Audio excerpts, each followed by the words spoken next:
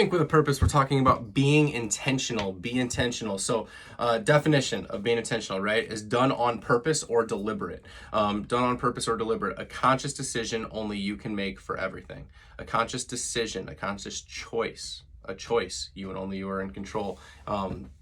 So, done on purpose, deliberate. That's being intentional. Why is that important? Life is busy. Life is really, really, really busy sometimes. We can easily get so caught up in what's next or checking the box or completing a list that we miss opportunities to be intentional, right? Other times, we get too focused on the destination and not realize or put enough value into the process, right? So think about just those two things. Think about your last few training sessions, your last few practice sessions, your last few days at work, right?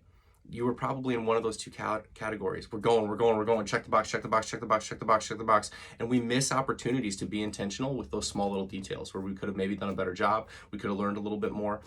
We could have attacked a little bit more relentlessly, right? Or we were so focused on that end goal, on losing that 20 pounds, on getting that starting spot, that we didn't take the time to value or appreciate or maximize all of these little steps that are on the way to that goal.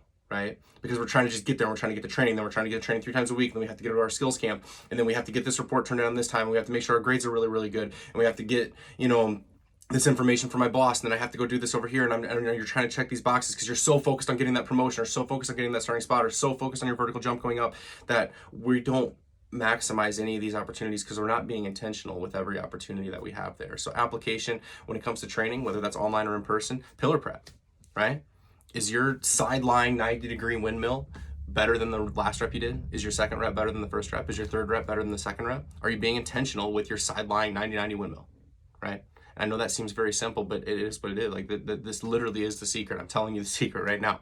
Success equals habits. We've talked about it. Success equals self-talk. We've talked about habits in every one of these Think with a Purpose topics. If you have to create that mindset every single little thing, whether that's the basic, boring pillar prep warm-up. Online people, you skipping that section? Are you skipping that section? Are you the most critical injury prevention section of the entire workout? Are you skipping it? Are you just going through the motions? Or are you doing that 99 windmill with big, a purposeful exhale, trying to get as much range of motion as you possibly can, actively driving into the ground as you reach up and you try to make sure, no, I rotated my shoulder a little bit on that one. I really want to try to open up my chest and my T-spine. Are you putting that much intentionality into your pillar prep warm-up? Probably not. And yet you wonder why you haven't lost the 20 pounds. You wonder why you haven't got the starting spot. Just throwing it out there. Just throwing it out there. You can't focus on those little details in your warm-up. Is this just something, get your heart rate up, do a few butt kickers, do a few high knees? Or are you saying, hey, every high knee, that's technically a speed rep. I'm working on speed. I'm working on ankle dorsiflexion. I'm working on getting my knees high. I'm working on driving the ground, hammering my elbows back. Every rep. How many high knees do you do in a warm-up? I don't know, 40, 50 reps. Reps in the good habit column or the bad habit column. In your power section, are you resetting each rep? Are you throwing the med ball and just kind of going? Or are you, okay, what do I have to focus on? I'm gonna get in a solid base position. I'm gonna bend my legs, lock my core in, get my shoulders back. I'm gonna squeeze this ball tight to really activate my core. And as soon as I'm gonna go, I'm gonna load my hip and I'm gonna freaking rip that baby through the wall as hard as I can. Ready? All right, go. And I rip it. And I take 2 to 3 seconds. I say, okay, what felt weird? I think I could have got my hips through a little bit more. That felt pretty good, but okay. Next rep. This is rep number 2. Most of you guys have already done with 10 reps at that point, right? Your power section, are you being intentional? Are you being intentional with your strength? I've seen more beneficial reps at 65, 70% of somebody's 1 rep max than when people are going heavy. I've seen so many people go really, really heavy and they're being intentional by going heavy, but their form is crap. They're doing their deadlift, just picking it up with their legs. They're basically squatting it. They're not activating their glutes. Or are you getting there? Are you locking in, getting your shoulders back, getting a lot of tension on that bar, driving the bar up as hard as you can?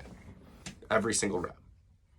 Or are you just getting through the reps, right? With life, how you fuel, how you sleep, how you work, how you go to school, how you recover. Are you being intentional, right? We got to create these habits. Be intentional with every single mental habit that you make, every single physical habit that you make.